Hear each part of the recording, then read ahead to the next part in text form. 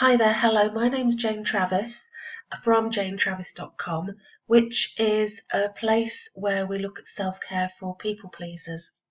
And today what I want to do is take a look at the 4 stages of competence, which is a process that we all go through when we learn something new. So let's take a little look at my diagram.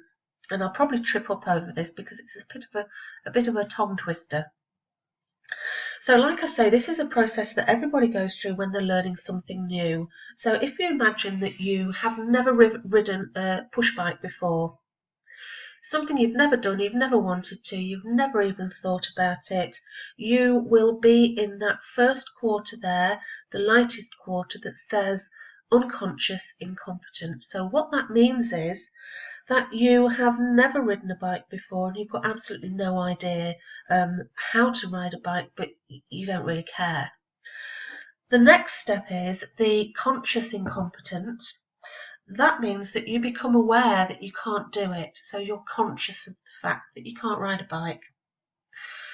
Following on from that, we've got the orange segment, and that is the conscious competent. What that means is that you have started to learn how to ride a bike, but it takes all of your focus and energy to be able to do it. So you have to really concentrate every time you're on a bike to make sure that you don't fall off or crash into anything. And following on from that, in the darkest of the quarters, we have the unconscious competent. So the unconscious competent is somebody who can ride a bike without thinking about it. It becomes second nature. It's not something you have to use your conscious awareness to do. You can get on your bike, you bike off to wherever you're going, you can look at the scenery, you can hum to yourself, and you're not having to think about it. So those are the 4 stages of competence. So how does that sit with self-care? Well, it sits really, really well with self-care. So as a people pleaser, the chances are that you are so used to looking after other people that you're not even aware of your own needs. So there you are in the first segment, the lightest segment, and you're unconsciously incompetent. So you don't know how to look after yourself, but you're not really aware of it. You're just merrily going along your life, blissfully unaware. Well, not blissfully, you're probably not very happy. So, but you're not aware of your own needs. And this is something I come across a lot with clients. I'm actually a counsellor and psychotherapist and have my own practice. And very often I'll have clients that I'll talk to about their needs. I'll ask them, what are your needs? And they'll say that they just don't know. They've got no awareness of what their needs are, what they need to help them to stay happy and healthy. When people become aware of the fact that they're not looking after themselves, so this might be that they're starting to feel run down or poorly, getting stressed, anxious, depressed, then they might move into the next segment, which is the conscious incompetent. So that means that they have become aware of their lack of self-care, and they're really aware of the fact that they don't really know how to look after themselves. The next step, the orange step, which is the conscious competent, that means that you've started to make changes, but these changes are things that you have to think about on a conscious level.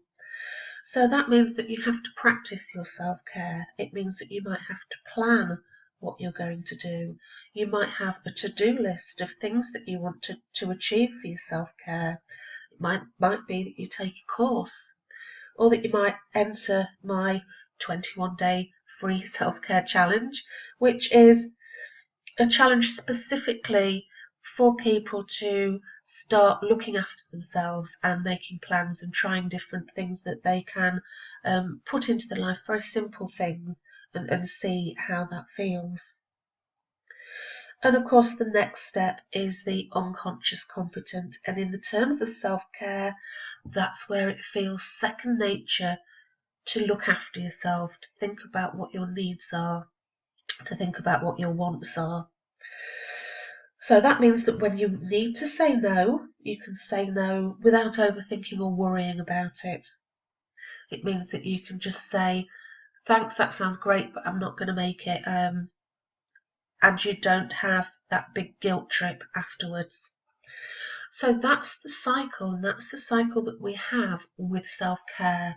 So really what I want to say is stick with it. It's something that we all have to go through when we're looking at a new skill.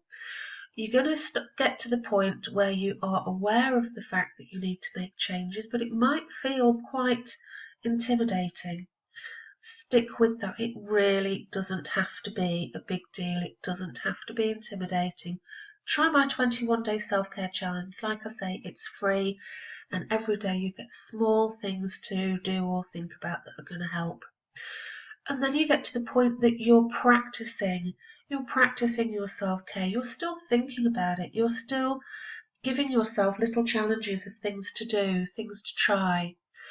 But if you stick with it, it will come to the point that you look after yourself and it will become like second nature.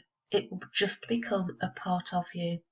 And that is the holy grail of self-care.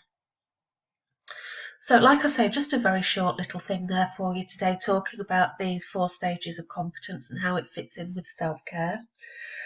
I'm Jane Travis, and my blog, janetravis.com, is all about self-care for people pleasers. And as I've said, I currently have a 21-day self-care challenge, which I've put together specifically to help you to kickstart that self-care cycle so that you can start that cycle and start looking after yourself. So with a bit of practice, it just becomes second nature for you. So that's it for now. Take very good care of yourself. Bye-bye.